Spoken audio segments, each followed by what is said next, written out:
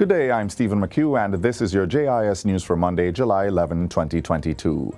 Government is proceeding with plans to list the shares of the Jamaica Mortgage Bank, JMB, on the Jamaica Stock Exchange. Prime Minister Andrew Holness, who gave the commitment Friday, said the move will allow ordinary Jamaicans to own a piece of the profitable statutory body. This is consistent with the government's philosophy that the private sector must be the driver of economic growth and that the role of government is to serve as a catalyst and enabler. The Prime Minister was speaking at the ribbon-cutting ceremony for the 30-unit JMB-financed Forest Gates development in Red Hills, St. Andrew.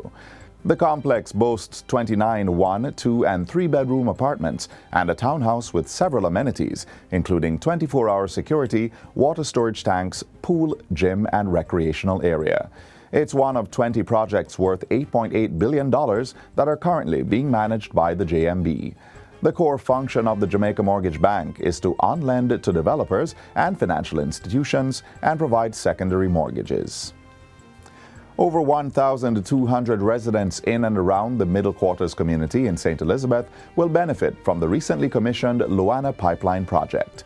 Approximately 150 kilometers of pipelines were laid to serve several elevated areas that are now receiving piped water. The cost of the project is $113 million. Minister with responsibility for water, Senator Matthew Samuda, said the system will support the communities for more than 20 years. Water is a driving force for human dignity, and it is why functions like these matter so much to us at NECJC. Minister Samuda also supported Finance Minister Nigel Clarke's announcement of the allocation of $150 million towards the trucking of water to areas recording low rainfall. Now, St. Elizabeth has had the largest decline in rainfall over the last 60 days. So we're very cognizant of the issues of those who are connected to water who have not gotten their regular supply. And we'll be doing what we need to do to ensure that you get some reprieve. We're also very cognizant of those who depend on other sources, which is why we've also been working with our partners from rural water and indeed local government, and we'll be working with the municipality. The government will be providing $140 million for drain cleaning and other mitigation exercises for the 2022 Atlantic hurricane season. The funds will be made available to municipalities across the island to ensure the country's readiness for the rainy season. Portfolio Minister Desmond McKenzie made the disclosure recently while addressing a disaster preparedness town hall in Rocky Point, Clarendon. I've already met with the mayors and I've said to the mayors that there can be no excuse. We are providing the resources, and I'm expecting that we will see the results of the resources that we are providing for the municipalities right across the country. Each municipal corporation is responsible for the management and maintenance of drains, gullies, and parochial roads, among other things across parishes.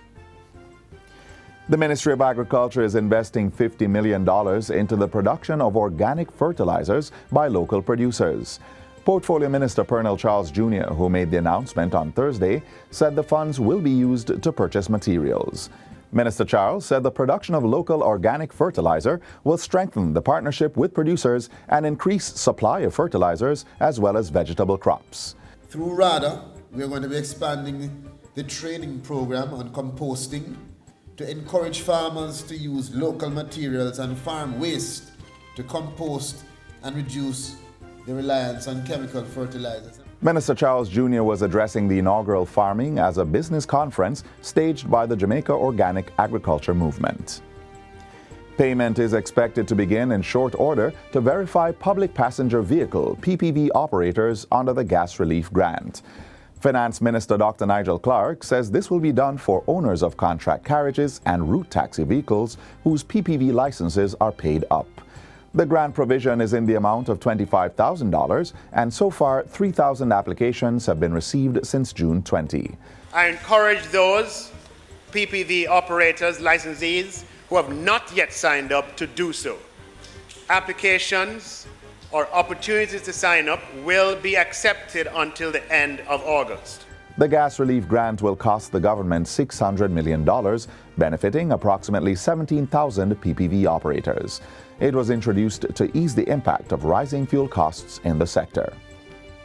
And finally, Prime Minister Andrew Holness led tributes to late former Japanese Prime Minister Shinzo Abe, who was shot and killed on Friday.